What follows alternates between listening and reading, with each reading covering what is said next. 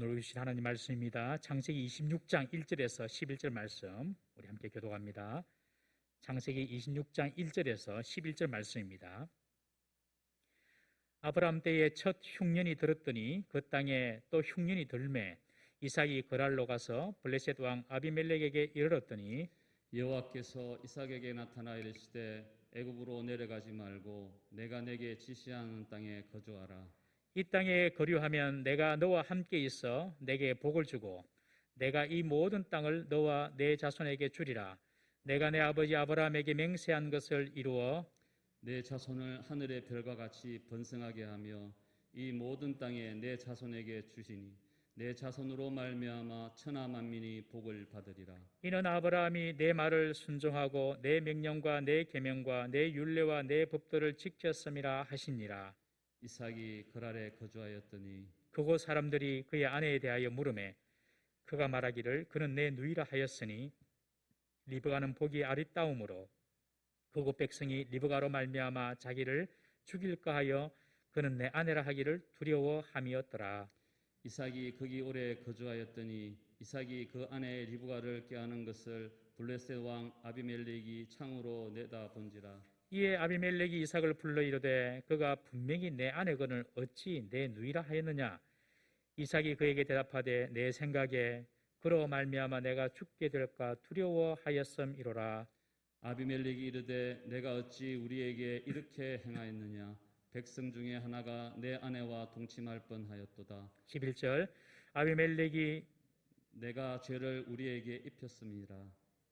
11절 아비멜렉이 이에 모든 백성에게 명하여 이르되 이 사람이나 그의 아내를 범하는 자는 죽이리라 하였더라. 아멘.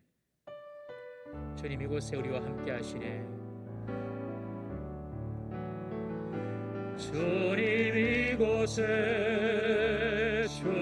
이곳에 우리와 함께 하시네. 나의 몸과 마음 경배드리네.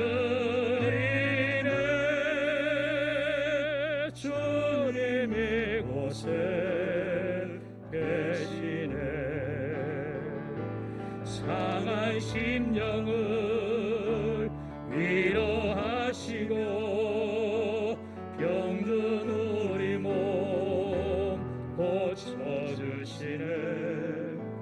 결박을 끊고 자유 주시네. 주님 이곳에 계시네. 할렐루야. 오늘도 예배로 우리 예배당에서 그리고 각 처소에서 예배하시는 우리 성도님들 여러분들에게 하나님께서 부으시는 큰 은혜와 위로가 있기를 주의 이름으로 축원합니다. 코로나가 지금 계속해서 기승을 부리고 있고 좀 잦아들 기미가 좀 잘 보이진 않지만은 그러나 우리 성도들은 늘 어디서든지 예배하는 자인 줄 우리가 믿습니다. 특히 예배하면서 여러분들 우리 마음을 쏟으면서 예배를 해야 됩니다. 그저 종교인처럼 우리 하집사님 기도하셨지만 그냥 시간만 때우고 그냥 예배 장소에 그냥 앉아주고 이런 차원이 아니라 정말 예배를 통하여 하나님의 음성을 듣고 예배를 통하여 하나님을 경험하는 그런 예배가 되어야 할 줄로 믿습니다. 오늘 이 예배가 여러분들의 평생에 가장 복되고 가장 은혜스러운 예배 되기를 주의 이름으로 축원합니다. 저는 이 본문 말씀을 가지고 인생의 흉년이 찾아올 때라는 제목으로 은혜를 나누고자 합니다. 여러분 흔히 역사는 반복된다 이런 말을 많이 하죠. 역사학자들도 그런 말을 많이 합니다. 왜 역사는 반복될까? 여러분 범죄하고 타락한 인간이 살아가는 시대고 시간이기 때문에 그렇습니다. 범죄하고 타락한 인간이 살아가는 패턴은요 크게 달라지지 않습니다. 여러분. 그렇기 때문에 그 범죄하고 타락한 인간이 만들어가는 그 역사가 그렇게 큰 변화가 있는 것은 아니고 계속 그 문제들이 반복된다는 것입니다. 우리가 역사를 또한 배워야 하는 이유가 여기에도 있습니다. 과거를 통해서 반복되는 사건과 상황을 대처하기 위해서 지혜를 배울 수가 있기 때문에 그렇습니다. 16세기에 르네상스 시기의 역사학자인 니콜로 마키아벨리는 로마 사론이라는 책에서 이런 말을 합니다. 미래를 내다보고자 하는 자는 과거를 돌아볼 줄 알아야 한다. 과거를 돌아볼 줄 알아야 한다. 즉 미래를 살기 위해서는 과거를 돌아보고, 왜냐하면 역사가 계속 반복되기 때문에 과거의 사건을 통하여서 교훈을 배우고 그래서 반복하여서 실수하지 말아야 한다는 그런 뜻입니다. 역사는 꼭 같은 방식은 아닐지라도 반드시 반복되는 것이므로 과거의 역사 속에서 교훈을 배우지 못한다면 그 사람은, 그리고 그 인생은 어리석은 인생이 되는 것입니다. 여러분, 거대한 인류의 역사도 반복이 되지만 우리 인생의 문제도 계속 반복이 됩니다. 마치 바람에 밀려오는 끊임없는 파도처럼 세상에서 당하는 우리의 문제가 반복적으로 밀려옵니다. 우리 조상들이 겪은 문제를 우리 부모님들이 겪고, 우리 부모님이 겪은 문제를 우리 자녀들이 또 겪으면서 살아가고 있습니다. 먹고 사는 문제, 건강의 문제, 또 자녀의 문제, 미래에 대한 염려의 문제 등 과거의 문제가 여전히 오늘도 계속 반복되고 있는 것입니다. 여러분, 그러나 문제는 다양하지만 해답은 하나인 줄 믿으시기 바랍니다. 이 해답이 어디에 있는가? 그 해답이 바로 하나님께 있습니다. 하나님의 말씀에 있는 것입니다. 이것이 반복되는 역사와 반복되는 문제가 주는 교훈입니다. 그래서 성도는 문제가 생기면 제일 먼저 하나님께로 달려와야 합니다. 사람을 찾아가고 어떤 인간적인 방법으로, 인간적인 지혜로 문제를 해결하려고 하면 안 되고요. 문제가 있으면 항상 하나님께로 먼저 달려와야 하는 것입니다. 이 문제를 대처하기 위해서 하나님의 음성을 들어야 하는 것입니다.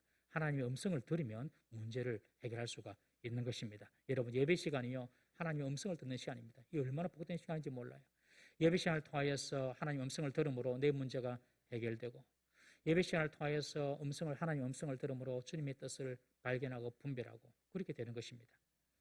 이삭이 살았던 그 가나안 땅에도 또다시 흉년이 찾아왔습니다. 아버지 아브라함 때에도 흉년이 들었는데 지금 이삭 때에도 흉년이 찾아왔습니다. 계속 문제가 반복되는 것입니다. 그때 아브라함은 하나님께 묻지도 않고 애굽으로 내려갔습니다.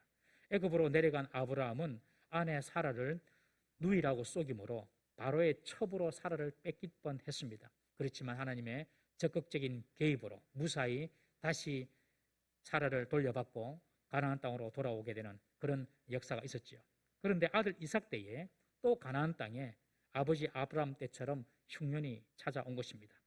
이삭도 당연하듯이 남들이 다 하는 대로 애굽으로 내려가고자 합니다. 여러분, 흉년 때에 애굽으로 내려가서 흉년을 피하는 것은 당시 가나안 사람들에게는 상식이었습니다. 애굽은 대국이었고, 그리고 흉년을 대비해서 잘 준비가 되어 있었습니다. 무엇보다도 이 애굽에는 나일강이 흐르고 있었지 않습니까? 나일 강물이 흐르고 있었기 때문에 물이 풍부했습니다. 가나안 땅은 하늘에서 내리는 비만 가지고 농사를 짓고 하늘의 비만 의지했지만 이 애굽 땅에는 나일강이 있었기 때문에 풍부한 그런 어떤 수온으로 인해서 흉년을 이겨낼 수가 있었던 것이죠. 그래서 흉년이 올 때에 애굽으로 내려가는 것은 하나님께 여쭤볼 그런 문제가 아니라고 생각을 했습니다. 당연히 내려가는 것입니다. 가나안 사람들은 가나안 땅에 흉년이 오면 그냥 당연히 짐 싸들고 애굽 땅으로 내려가서 흉년을 피하고 난 이후에 다시 가나안 땅으로 돌아오는 것입니다. 이삭도 지금 그렇게 하는 것이죠. 그렇지만 하나님이 주신 약속의 땅 가나안 땅을 떠나는 것은 하나님의 뜻이 아니었습니다. 이삭은 애굽으로 내려가는 길에 가나안 땅 남쪽 그랄이라는 지역에 머물게 됩니다. 이 그랄은 애굽으로 내려가는 길목에 있는 경유지와 같은 곳입니다. 그곳에서 이 이삭이 머물고 있을 때 하나님께서 나타나십니다. 나타나셔서 애굽으로 내려가지 마라라고 명령하십니다. 아브라함 때 하나님은 아브라함이 애굽으로 내려갈 때는 이렇게 나타나셔서 말씀하지 않으셨어요. 막지 않았습니다. 그냥 아브라함이 애굽으로 내려가도록 그냥 내버려 두었습니다. 아브라함은 믿음의 첫 세대거든요. 믿음의 첫 세대로서 이 아브라함은 아직 하나님에 대한 지식이 없었습니다. 하나님은 아브라함이 그의 삶에서 문제와 부딪히면서 하나님을 알아가도록 허용하신 것입니다. 그래서 아브라함이 어려움과 위기를 겪어가면서 하나님이 어떤 분이신가, 하나님의 능력은 어떠한가, 하나님의 성품은 어떠한가를 이제 몸으로 체험하면서 배워 나가는 것입니다. 아브라함은 아내를 빼앗기는 위기를 경험하면서 하나님은 정말 바로보다 크신 분이구나. 하나님이 아브라함의 그 아내를 사라를 지켜주죠. 그러면서 제국의 왕인 바로보다도 하나님은 더 전능하신 분이시구나. 이걸 아브라함이 이제 몸소 경험을 하는 것입니다. 아브라함처럼 믿음의 첫 세대들은 신앙의 불모지에서 믿음의 뿌리를 처음 내리려 하니까 영적인 전쟁도 많고, 그리고 자신도 믿음 생활이 어떻게 하는 것인지를 잘 모르기 때문에 시행착오를 겪어가면서 믿음이 이렇게 자라나게 되는 것입니다. 그래서 대체로 보면 믿음의 첫 세대들은 하나님을 만나는 그런 경험이 있습니다. 그런 경험이 또한 다이내믹하고 신앙에도 확신이 있습니다. 그런데 자신이 몸으로 직접 경험하면서 하나님을 배우기 때문에 인생 고생을 많이 합니다. 인생 고생을 많이 해요. 그렇지만 믿음의 2세대인 이삭에게는 하나님은 바로 말씀으로 경고하십니다. 아브라함 때는 하나님께서 말씀하지 않고 그의 삶으로 하나님을 배워가게 하시다가 이삭 때, 믿음의 2세대인 이삭 때에는 하나님께서 바로 말씀으로 경고하십니다. 믿음의 1세대인 이 아브라함 때는 삶의 경험으로 부딪히면서 하나님을 알아가도록 하셨지만 믿음의 2세대인 이 이삭 때는 말씀으로 하나님이 지도하시고 인도하십니다. 늘 말씀으로 하나님께서 말씀하시고 그러면은 별로 고생할 필요가 없습니다. 여러분. 하나님이 이삭에게 직접 말씀으로 나타나셔서 애굽으로 내려가지 말고 그랄 땅 가나안 땅에 머물라라고 말씀하십니다. 하나님이 그들의 후손에게 줄 가나안 땅을 떠나지 말라고 말씀으로 명령하시는 것입니다. 우리 믿음의 2세대들은요. 그래서 늘 말씀을 가까이 해야 됩니다. 그러면요. 인생에 별 고생 없이 하나님 말씀대로 따라가면 하나님께서 길을 열어주시고 복을 주시는 것입니다. 여러분. 늘 말씀으로 돌아가야 됩니다. 우리 성도들 중에서도 믿음의 1세대가 있습니다. 고생을 많이 해요. 힘이 많이 듭니다. 그건 어쩔 수 없습니다. 잘 견뎌야 됩니다. 그러나 믿음의 2세대들은 늘 말씀으로 돌아가야 하는 것입니다. 하나님께서 이삭에게 나타나셔서 말씀으로 애굽 땅 내려가지 마라 라고 말씀하셨어요. 하나님께서 애굽 땅으로 내려가지 말고 가나안 땅에 머물라, 가나안 땅을 떠나지 말라 그렇게 말씀하시는 이유는 크게 두 가지입니다. 첫 번째는요. 어떠한 어려움이 있더라도 하나님의 약속의 말씀을 떠나지 말고 순종하라는 것입니다.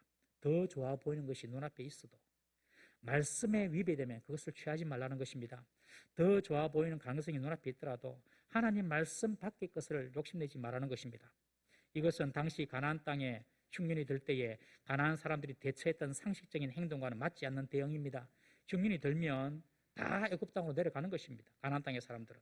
그런데 그 흉년이 있는 가나안 땅에 남는다? 이것은 이해가 안 되는 일입니다. 사랑하는 성도님 여러분, 하나님의 말씀을 따라가면 때론 인간의 상식과 역행할 수도 있습니다. 상식도 중요합니다만은 하나님의 백성은 상식보다 하나님의 주권적인 뜻을 먼저 살펴야 합니다. 성도는 인간의 상식이나 인간의 이해대로만 사는 사람이 아니라 상식을 뛰어넘어 행동할 수 있는 사람이 성도라는 것입니다. 상식대로만 살면 하나님을 모르는 사람과 똑같은 인생을 살게 됩니다. 하나님의 기적 못 봅니다. 하나님의 역사 못 봅니다. 하나님의 은혜, 하나님의 일하심 이런 것도 경험할 수가 없어요. 왜? 그냥 상식대로 사니까. 믿지 않는 사람과 똑같은 삶을 사는 것입니다. 그러므로 성도는 항상 어떤 일을 결정하고 움직일 때 하나님의 뜻을 먼저 살펴봐야 합니다.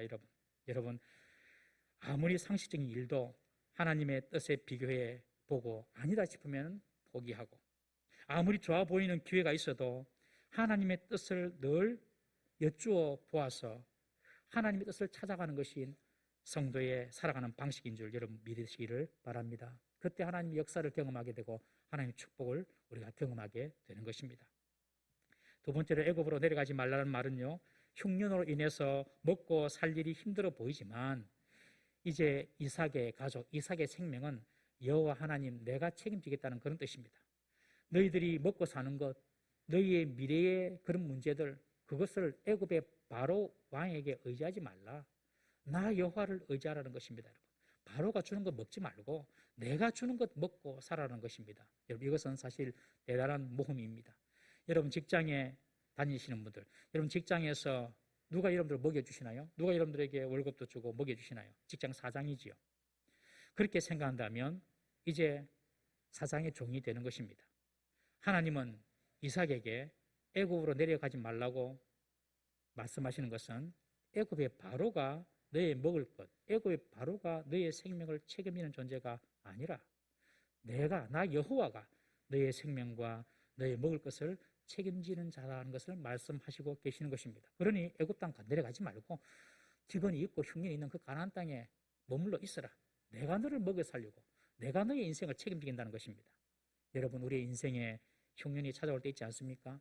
그때 꼭 기억하십시오. 우리를 살리시고 우리를 먹이시는 분은 바로 여호와 하나님이신 것을 잊지 마시기를 바랍니다. 그래서 성도들은요. 남들이 하는 방법으로 반응한다든지 세상의 방식과 세상의 지혜에 의지해서 사는 사람이 아닙니다. 여러분. 하나님의 말씀에 순종하며 하나님의 뜻대로 사는 사람이 바로 성도인 줄 절대로 여러분 기억해야 할 줄로 믿습니다. 지금 우리가 위기 가운데 있더라도 지금 하나님 말씀에 순종하면 그 위기가 기회가 되는 것입니다.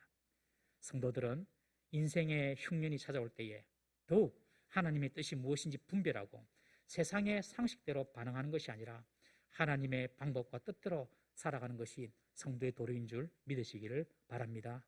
이어서 하나님은 3절에 이삭에게 네가 가나안 땅에 거류하게 되면 내가 이런 복을 주겠다고 약속하십니다. 여러분, 하나님 말씀에 믿음을 가지고 순종하면 하나님이 반드시 보상해 주시고 하나님께서 복을 주십니다.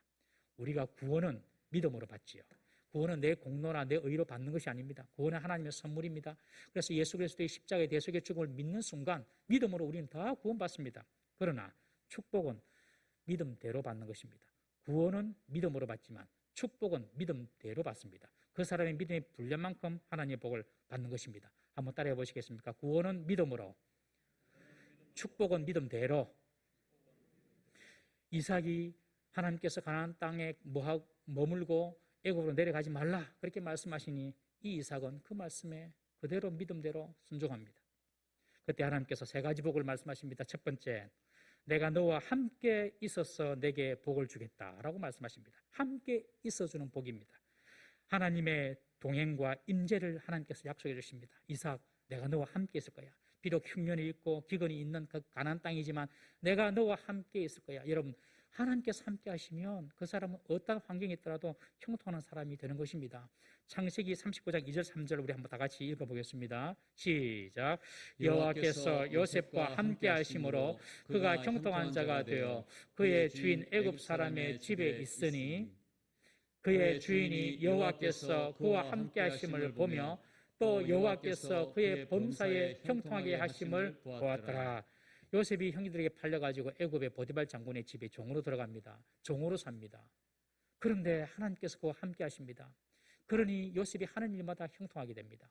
보디발 장군이 볼 때에 야, 저 요셉은 하나님이 함께 하시는구나. 하나님께서 함께 하시니 모든 일이 형통하게 되는구나. 여러분, 종으로 있어도 또 요셉이 감옥에 가더라도 하나님이 함께 하시면 그 사람은 형통하는 사람이 되는 것입니다. 이 사실을 꼭 믿으십시오. 이런 복을 하나님께서 이삭에게 주시겠다는 것입니다. 믿음의 사람과 함께 하셨던 이 하나님은 훗날 성막과 성전의 지성소를 통하여서 이스라엘 백성과 함께 하셨고 이후 성육하신 예수 그리스도를 통하여서 그리고 성령이 오심으로 영원히 우리와 함께 하십니다. 예수님의 이름에 별명이 있죠. 임마누엘. 예수님의 별명이 있습니다. 임마누엘. 이 임마누엘이란 말의 뜻은 하나님이 우리와 함께 하신다, 그런 뜻입니다. 즉 예수님과 함께하는 사람, 예수님을 믿는 믿음이 있는 사람은 하나님께서 함께 하시는 사람입니다. 어떤 환경 속에서도 실패와 절망의 순간이 있다 하더라도 결국 예수님과 함께하는 사람은 형통의 길로 이어짐을 여러분 믿으시기 바랍니다. 주님께서 나와 함께 하시고 내가 주님과 함께 한다면 어떤 상황 가운데서도 그 상황이 결국은 형통의 길로 간다. 이 사실을 믿으셔야 됩니다. 이런 복을 이삭에게 주겠다는 것입니다. 두 번째, 하나님께서 이삭에게 주시겠다고 하는 복은 이 모든 땅을, 가나안 모든 땅을 너와 내 자손에게 주겠다. 네가 머무는 그 땅을 내가 내게 주겠다라고 약속하셨고요. 세 번째 약속은 내 아버지 아브라함에게 맹세한 것을 이루어 내 자손을 하늘의 별과 같이 번성케 하며 내 자손으로 말미암아 천하 만민이 복을 받게 될 것이다라고 축복합니다. 네가 내 명령을 지키고 순종하면, 믿음대로 순종하면 네 자손들이 하늘의 별처럼 많게 될 뿐만 아니라 너를 통하여, 내 자손을 통하여 천하 만민이 복을 받게 될 것이다. 여러분, 이것이 바로 우리 기독교의 복입니다. 기독교의 복은 내 하나 잘 먹고 잘 사는 복이 절대로 아닙니다. 여러분, 나를 통하여서 천하 만민이 복을 받는 것입니다. 여러분, 이것이 하나님 주시는 복입니다. 한 사람이 믿음대로 순종했을 때에, 한 사람이 믿음으로 살면 그와 관계된 사람들이 다 복을 받는 것입니다. 빌립보 간수에게 바울이 말합니다. 주 예수를 믿어라. 그리하면 너와 내 집이 구원을 받으리라. 주 예수를 믿어라.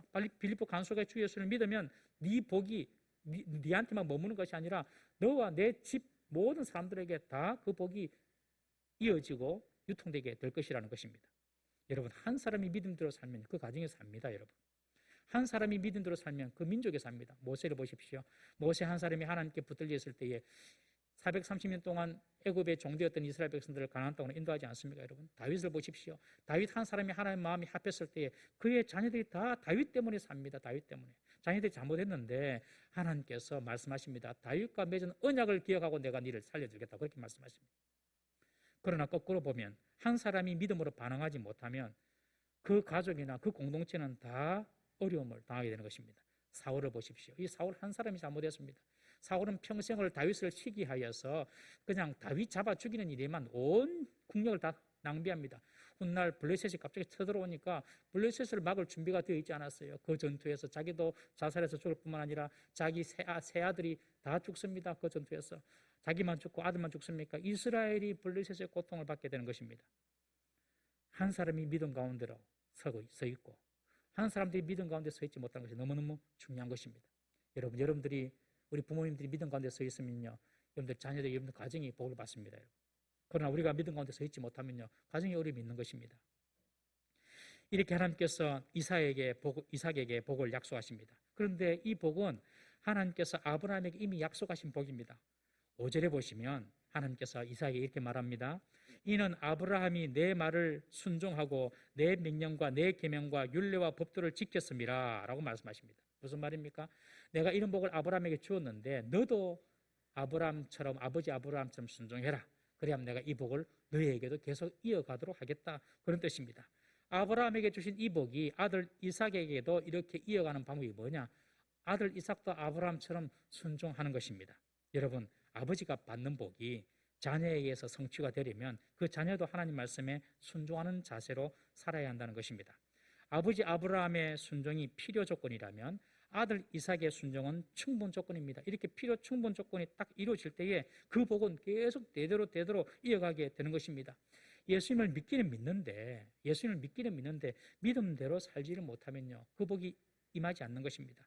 여러분, 믿음대로 산다는 것은 순종하며 산다는 것입니다. 믿음으로 구원은 받습니다만은 믿음대로 살지 못하면, 즉 순종하지 못하면 하나님의 축복을 받지 못하는 것입니다. 부모는 자신의 순종을 통해서 자녀에게 복이 흘러감을 믿으십시오. 자녀는 자신의 순종을 통하여서 부모로부터 온 복이 내 자신에게 들어온다는 사실을 믿으십시오. 믿음대로 사는 부모의 순종은 하늘에 비를 내리게 합니다. 제가 자주 쓰는 표현인데 믿음대로 사는 부모의 순종은요, 하늘에서 비를 내리게 해요. 그리고 믿음대로 사는 자녀의 순종은 그 비가 내 우물에, 내 양동이에 들어오게 하는 것입니다. 아무리 하늘에서 부모가 믿음대로 살아서 비를 내린다 하더라도 자녀가 믿음대로 살지 못하면요, 그 복은 어느 정도 이어가지만 그러나 자기의 복이 되지 못하는 것입니다.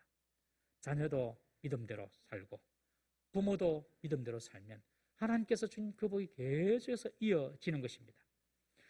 아브라함과 이삭에게 하신 약속은요, 사실 실제로 지금 이스라엘의 역사 속에서 완전히 성취가 되었습니다. 이스라엘은 자손들도 많아졌고 번성하고, 그리고 지금 이스라엘 땅, 가나안 땅도 차지했습니다.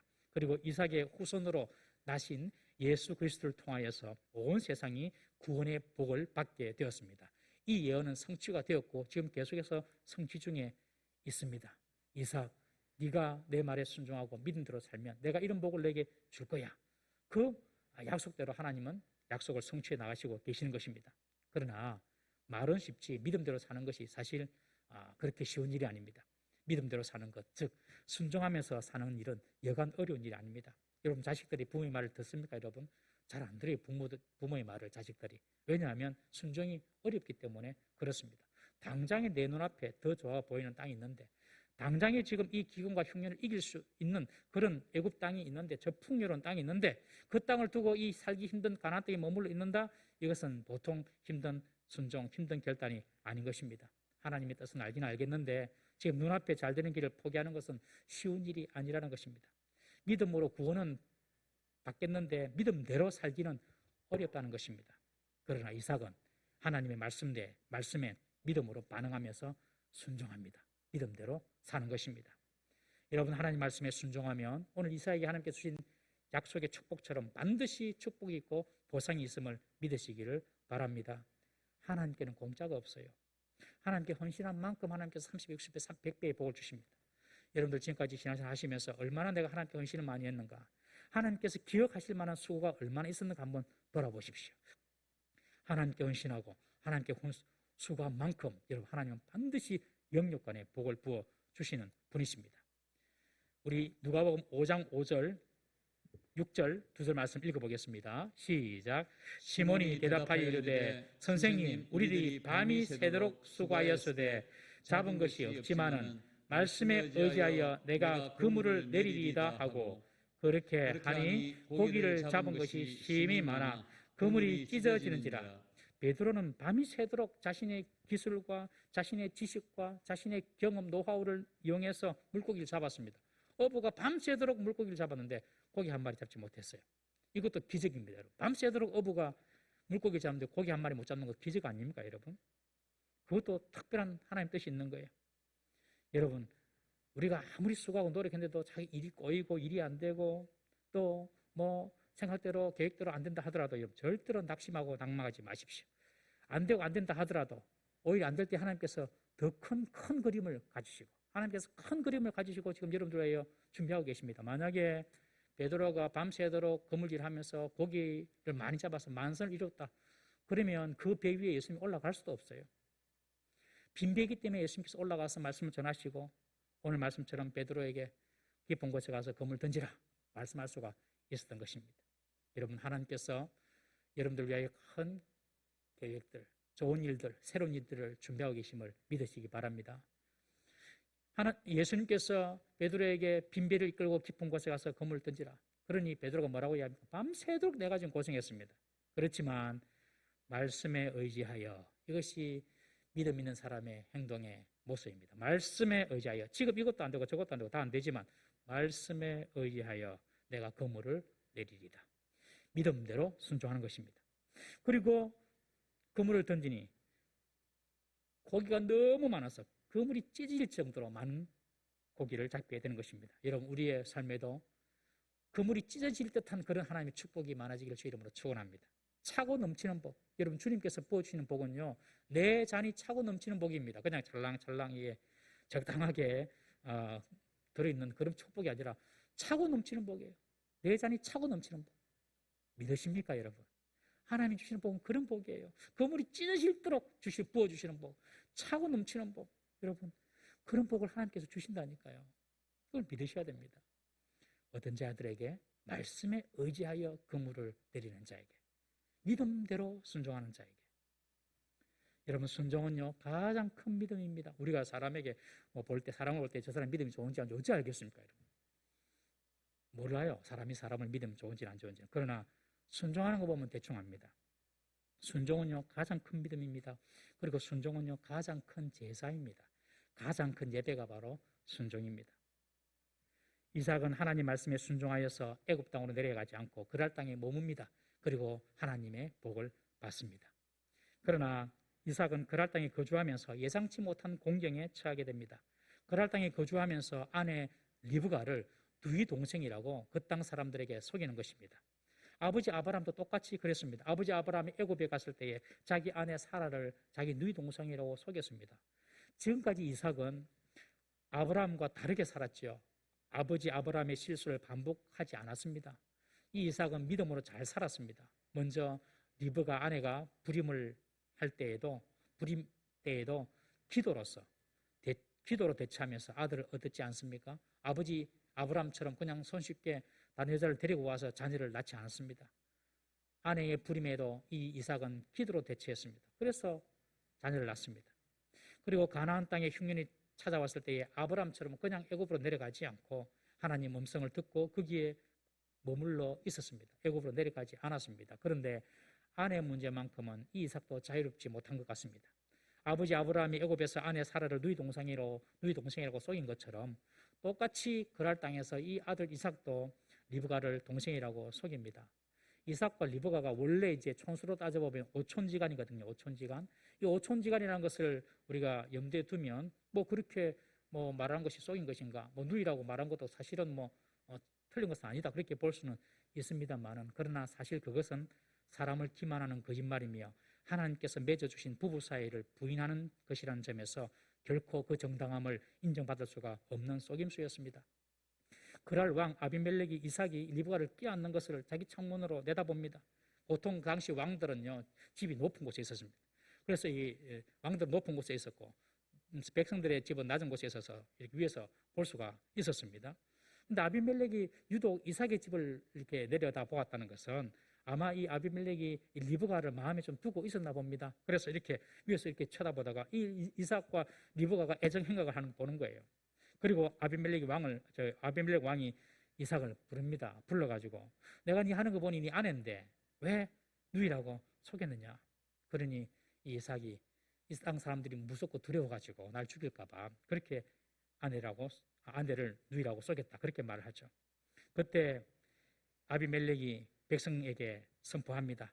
이 이삭과 그 아내를 범하는 자는 내가 죽일 것이다. 그렇게 선포합니다. 여러분, 왕에게 이삭이 먼저 거짓말을 했습니다. 왕에게 이삭이 거짓말을 했는데 지금 이삭이 보호를 받고 있습니다. 이것이 가능한 일입니까, 여러분? 이 말은 하나님께서 이삭을 지켜주시다는 것입니다. 하나님은 이삭을 지켜주십니다. 하나님은 이삭을 지켜주십니다. 여러분, 하나님의 백성은요, 하나님 반드시 지켜주심을 믿으시기 바랍니다. 하나님 이삭을 지켜주셨어요. 그리고 여기에는 또한 하나님의 어떤 뜻이 있습니다. 이삭의 사소한 거짓말이라도 하나님께서 넘어가지 않겠다는 것입니다. 이것이 하나님이 축복하시고자 하는 사람, 하나님이 축복을 베풀고 싶은 사람, 하나님이 축복하시고자 하는 사람에게 하나님께서 그들을 대우하고 처리하는 방법입니다. 무슨 말입니까? 하나님이 축복하시고 싶은 사람은 하나님 반드시 그 사람을 지켜주십니다. 하나님이 복 주시는 사람은 하나님께서 어떤 공격으로부터 보호해 주십니다.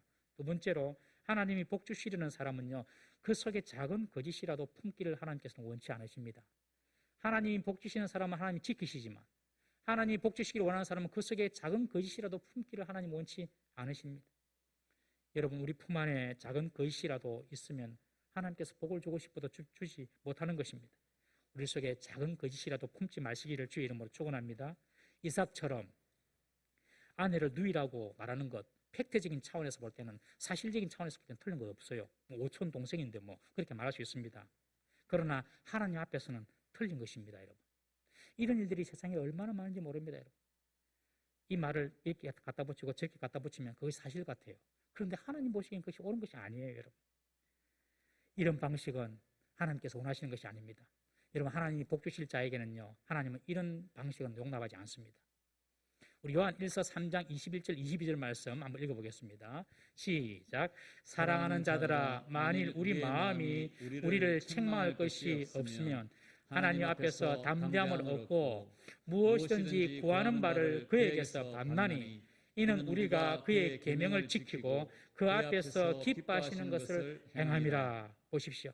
사랑하는 자들아, 만일 우리 마음이 우리를 책망할 것이 없으면, 이 말이 무슨 말이에요? 우리 양심이 하나님 앞에서 꺼리낌이 없으면, 내 양심이 하나님 보시기에 거짓이 없으면 하나님 앞에서 담대함을 얻고 22절 무엇이든지 구하는 바를 거기서 받는다. 우리의 기도가 응답이 없어요. 왜 없습니까? 기도하지 않기 때문에 없기도 하고, 우리 욕심으로 구하기 때문에 없기도 하고, 또 여러 가지 이유가 있겠지만 오늘 본문에 보면 우리 속에서 하나님 보시기에 거짓이 있다는 거예요. 하나님 보시기에 내 양심이 악한 것이 있다는 거예요. 그러면 우리가 기도해도 그 기도가 응답이 안 된다는 것입니다. 그러나 우리가 하나님 보시기에 내 양심이 정결하고 깨끗하다, 하나님 보시기에 내가 꺼리낌이 없다, 여러분, 그런 마음을 가지고 하나님께 기도하면 무엇이든지 구하는 바를 얻습니다. 할렐루야. 얼마나 큰 복입니까? 우리가 하나님 앞에서 양심에 꺼리낌이 없다, 무엇이든지 하나님께서 복을 내려주신다. 그러므로 하나님은 우리 속에 이런 어떤 거짓된 것, 이런 것들을 하나님께서 원하지 않는다는 거예요. 하나님이 복 주시기를 원하는 사람은 하나님이 반드시 지켜는 주시되 우리 속에 있는 것이 드러나게 하십니다. 드러나게 해서 회개하게 하고 돌이키게 하시는 것입니다. 우리 마음에 하나님 보시기에 책망할 것이 없으면 여러분, 구하는 것마다 얻게 되는 복이 있는 줄 믿으시기 바랍니다. 저는 여러분들이 구하는 것마다 하나님께 받아 누리는, 그래서 정말 그물이 찢어질 정도로 풍성한 하나님의 복을 받는 우리 성도되기를 주의 이름으로 축원합니다. 왜 이삭이 부친 아브라함과 마찬가지로 이런 동일한 실수를 하게 되었습니까? 7절에 보니 내가 두려워했다라고 아비멜렉에게 말합니다. 두려움. 아버지 아브라함의 생각도 마찬가지였어요. 아버지 아브라함도 두려움에 빠졌어요. 내 아내 사례가 예쁘니까 날 죽이고 아내를 뺏어가지 않을까, 이런 생각을 이삭도 한 것입니다. 당시 족장시대 때에 세상에 정의와 공의가 어디 있습니까? 당시 족장시대 때는 정의와 공의가 없습니다. 그냥 힘이 장대입니다. 힘 있고 권력 있는 사람이 누르면 그냥 눌림을 당해야 되는 것이죠. 힘이 곧 정의였습니다. 특히 이 이삭처럼 가나안 땅에 나그네로 외국인으로 살아가는 이 이삭 보호받을 곳이 아무도 없습니다, 여러분. 그런데 내 아내를 아내라고 하면 이곳 사람들이 자기를 죽이고 아내를 빼앗아 가겠다는 그런 합리적인 두려움에 빠지게 된 것입니다. 여러분, 과거에는 여자 때문에 전쟁도 일어났거든요. 호메로스의 서사시 일리아드에 보면 BC 1300년경 그리스와 트로이의 10년간의 전쟁을 다룬 역사가 나타납니다. 여러분들 유명한 트로이 목마 이야기 아시죠? 그 트로이 목마가 배경이 된 그런 이야기입니다. 이 전쟁의 출발은요, 그리스의 스파르타 왕의 아름다운 왕비가 있었습니다. 그 왕비가 헬레나인데 이 헬레나가 트로이의 왕자 파리스와 사랑에 빠지고 맙니다. 그래서 이 헬레나가 남편도 버리고 딸도 버리고 그리스의 남편도 버리고 딸도 버리고 그냥 이 트로이의 이 왕자를 따라 그냥 도망가 버리는 거예요. 그러니 이 남편이 화가 나가지고 군대를 동원해서 전쟁을 일으킵니다. 그것이 트로이 목마 전쟁입니다. 당시도 여러분 이렇게 뭐 자기 안에 있어도 그냥 뺏어가면 그냥 힘이 그냥 정이었어요. 이삭도 이렇게 아내를 뺏기고 자신의 목숨도 위태로울 것 같은 그런 두려움 때문에 아내를 누이라고 속인 것입니다. 여러분, 두려움이 사람을 거짓말하게 만듭니다. 두려움은 하나님에 대한 믿음을 빼앗아갑니다. 두려움이 많은 사람은 믿음이 그만큼 적다는 거고요. 두려움이 없는 사람은 믿음이 이렇게 있는 것입니다. 두려움은 하나님이 주신 것이 아닙니다. 우리 디모데후서 1장 7절 말씀 보겠습니다. 함께 읽습니다. 시작. 하나님이 우리에게 주신 것은 두려워하는 마음이 아니요 오직 능력과 사랑과 절제하는 마음이니. 하나님은 우리에게 능력을 주십니다. 우리의 능력은 하나님으로부터 옵니다. 다른 것에 있는 것이 아닙니다. 하나님은 우리에게 사랑하는 마음을 줍니다. 우리가 사랑하는 마음이 생기는 것은 하나님 주시는 마음이에요. 하나님은 우리에게 어떤 일에 대해서 절제하는 마음도 주십니다. 그러나 하나님은 우리에게 두려워하는 마음은 주지 않습니다, 여러분. 여러분, 이 두려워하는 마음이 우리 속에 들어온다는 것은 하나님의 뜻이 아니라는 사실을 꼭 기억하십시오. 이 두려움을 이기는 방법이 무엇입니까? 내 생각을 바꾸는 것입니다. 아비멜렉에게 이삭이 변명하는 말을 9절에 보십시오. 이삭이 그렇게 말합니다. 이삭이 내 생각에 리브가로 말미암아 내가 죽게 될까 두려워했다라고 말하고 있습니다. 내 생각, 자기 생각입니다, 여러분. 내 생각이 안 될 것 같아. 내 생각에 죽을 것 같아. 이런 두려움, 여러분, 이 두려운 생각을 이기셔야 합니다. 어떻게 이깁니까? 우리의 생각을 온전히 그리스도께 복종시켜야 됩니다. 생각도 그리스도께 복종시켜야 됩니다. 우리 고린도후서 10장 5절 말씀 읽어보겠습니다. 시작. 하나님 아는 것을 대적하여 높아진 것을 다 무너뜨리고 모든 생각을 사로잡아 그리스도에게 복종하게 하니. 지금 내 생각이 그리스도의 뜻이 맞나? 지금 내가 이렇게 생각하는 것이 하나님의 뜻이 맞나? 우리의 생각도 그리스도께 복종을 시킬 수가 있어야 됩니다. 우리의 생각을 하나님으로, 우리의 생각을 그리스도로 가득 채워야 합니다. 하나님이 그랄 땅에 있는 아비멜렉보다 크시다. 하나님이 그랄 땅에 있는 아비멜렉 왕보다 크시고 하나님 더 전능하시고 하나님 더 강하시다. 여러분, 이런 생각으로 가득 채워야 하는 것입니다. 하나님이 우리 인생의 생사화복과 흥망성쇠를 주장하시고 주관하고 계신다. 이런 생각으로 우리가 채워야 하는 것입니다. 내가 죽고 내가 사는 것이 어떤 사람의 손에 달린 것이나 다른 환경에 달린 것이 아니다. 하나님께 달린 것이다. 이렇게 믿어야 됩니다. 코로나 때문에 다 힘든 어려움을 겪고 있지만 여러분들, 코로나 가운데서도 우리의 생사화복이 하나님의 손에 있음을 믿으시기를 바랍니다. 야고보서 4장 15절 말씀 읽어보겠습니다. 야고보서 4장 15절 시작. 너희가 도리어 말하기를 주의 뜻이면 우리가 살기도 하고 이것이나 저것을 하리라 할 것이거늘. 우리가 살고 죽는 것 주의 뜻에 달린 것이지 사람에게 있는 것이 아닙니다, 여러분. 우리가 살고 죽는 것이 주의 뜻에 있는 것이지 어떤 환경이나 조건에 있는 것이 아닙니다, 여러분. 이런 생각들로 우리의 머리가 가득 채워지고 이런 생각들로 우리의 생각이 바뀌어야 한다는 것입니다. 내가 주의 뜻 가운데서 살고 내가 주의 뜻 가운데 죽는 거다. 내가 죽는 것도 주님께서 허락하시면 죽는 것이고 내가 사는 것도 주의 뜻이면 사는 것이지 조건과 환경이 힘들고 어려워진다고 어떤 사람이 날 죽이려 한다고 내가 죽는 것이 아니라는 사실입니다, 여러분. 이 사실을 알 때의 두려움에서 우리가 자유할 수가 있는 것입니다. 이사야 40장 이후 우리가 새벽기도마다 지금 이사야서를 보고 있거든요. 40장 이후를 쭉 보고 있습니다. 너무 좋은 말씀, 너무 은혜스러운 말씀이 너무 많은데 이사야 40장 이후를 우리가 보고 있는데 이 이사야 40장 이후는 바벨론 포로를 마치고 이스라엘의 예루살렘 귀환을 예언한 말씀입니다. 이사야가 이제 70년 바벨론 포로를 마치면 너희들은 다 귀환하게 될 거야. 그 귀환에 대한 예언의 말씀이 이사야 40장 이후부터의 말씀입니다. 그런데 그 예언의 말씀을 하시면서 계속해서 반복적으로 나오는 이야기가 있습니다. 그것이 뭐냐면 하나님께서 이사야를 통하여 내가 누군지를 계속 계시하고 있습니다. 내가 누군지를 계속 반복적으로 말씀하세요. 나는 유일한 신이다. 이 세상에 있는 다른 신들은 다 우상이고 가짜다. 내가 이 세상에 있는 유일한 신이다. 참신이다. 나는 처음이고 끝이다. 나는 빛도 짓고 어둠도 창조하고 나는 평안도 짓고 환난도 창조한다. 나는 제국을 세우기도 하고 뽑아 던지기도 한다. 나는 세상을 창조하고 세상을 통치하는 유일무이한 나는 전능한 여호와 하나님이다. 이 말씀을 계속해서 말씀하세요. 이사야를 통하여서. 왜요? 그렇게 믿으라는 것입니다, 여러분. 그리고 그 하나님이 말씀하십니다. 두려워하지 말라라고 말씀하십니다. 우리 이사야 41장 10절 말씀 읽어보겠습니다. 시작. 두려워하지 말라. 내가 너와 함께함이라. 놀라지 말라. 나는 내 하나님이 됨이라.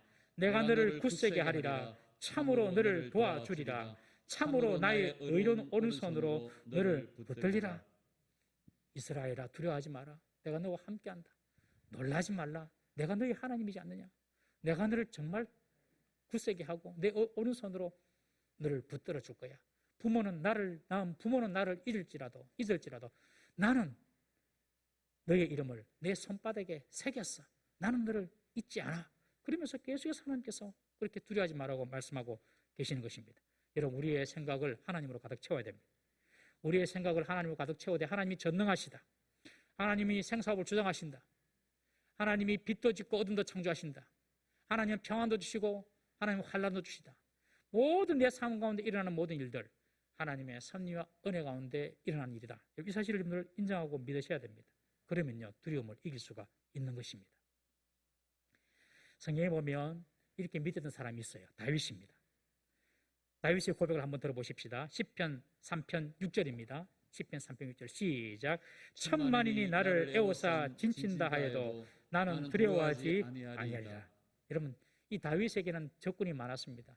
그런데 다윗이 그 적군을 만나서 이길 수 있었던 비결은 그가 하나님을 의지했던 것입니다. 천만인, 1대 2만 대도 아니 1대 1만 대도 이기기 어려운데 천만인이 나를 에워싸 진친다 해도 나는 두려워하지 아니하리라. 천만인보다 더 강한 여호와 하나님이 나의 산성이시고 나의 방패시고 나의 반석이기 때문에 나는 두려워하지 않는다. 여러분, 이런 믿음이 저와 여러분들 있기를 주의 이름으로 축원합니다. 두려움이 많으면요, 여러분, 하나님의 역사가 우리 가운데 없는 것입니다. 여러분, 자꾸 두려움이 많아요. 염려가 많아요. 어떤 종류의 두려움도 갖지 마시기를 주의 이름으로 축원합니다. 먹고 사는 일부터, 내가 먹고 사는 일 어떻게 될까? 그 일부터, 우리 학생들은 시험에 합격하고 떨어지는 일부터, 사업에 성공하고 실패하는 일, 흥하고 망하는 일, 우리 자녀 앞날 다 염려되고 걱정되시죠? 여러분, 자녀 앞날에 대한 두려움, 우리 젊은이들은 내가 결혼을 제대로 할까? 내가 정말 마음에 드는 좋은 사람 만날 수 있을까? 이런 미래에 대한 두려움, 그럼 살고 죽는 일까지 도무지 어떤 두려움도 갖지 마시기를 주의 이름으로 부탁합니다. 여러분, 성도는요, 죽어도 천국입니다. 한번 따라해 봅시다. 나는 죽어도 천국입니다. 이런 담대함과 믿음을 가지고 우리가 살아가야 하는 것입니다. 이 모든 일을 하나님이 통치하고 계신다는 것을 여러분 잊지 마십시오. 두려움에 빠지면 이삭처럼 두려움의 노예가 되고 수치와 고통을 당하게 되는 것입니다. 오늘 이삭은 가나안 땅에 불어닥친 기근과 흉년 앞에서 하나님의 말씀에 순종합니다. 그리고 눈에 좋아 보이는 애굽 땅으로 가지 않고 하나님의 말씀대로 약속의 땅 가나안 땅을 떠나지 않습니다. 그곳에 머뭅니다. 하나님 그렇게 순종하는 이삭에게 축복과 보상을 약속해 주십니다. 여러분, 믿음은 믿음으로 구원은 믿음으로 받지만 축복은 믿음대로 받습니다. 꼭 기억하십시오. 축복은 믿음대로 받는다. 오늘도 우리 주님의 말씀대로 순종하며 살아가는 우리 성도 되시기를 주의 이름으로 축원합니다. 믿음으로 구원받을 뿐만 아니라 믿음대로 순종하며 살아가십시다. 두려움으로 인해 넘어진 이삭의 전철을 따르지 말고 우리가 두려워할 분은 오직 여호와 하나님 한 분밖에 없음을 기억하고 생각의 두려움에서 자유하시고 생각의 두려움에 빠지지 마시고 어떤 두려움이라도 그것은 하나님 주신 것이 아니라는 것을 늘 기억하고 하나님으로 가득 채우시는, 우리의 생각을 하나님으로 가득 채우시는 그런 성도 되시기를 주의 이름으로 축원합니다. 기도하겠습니다. 우리 이 시간 이렇게 기도합니다. 내가 지금 순종해야 될 주의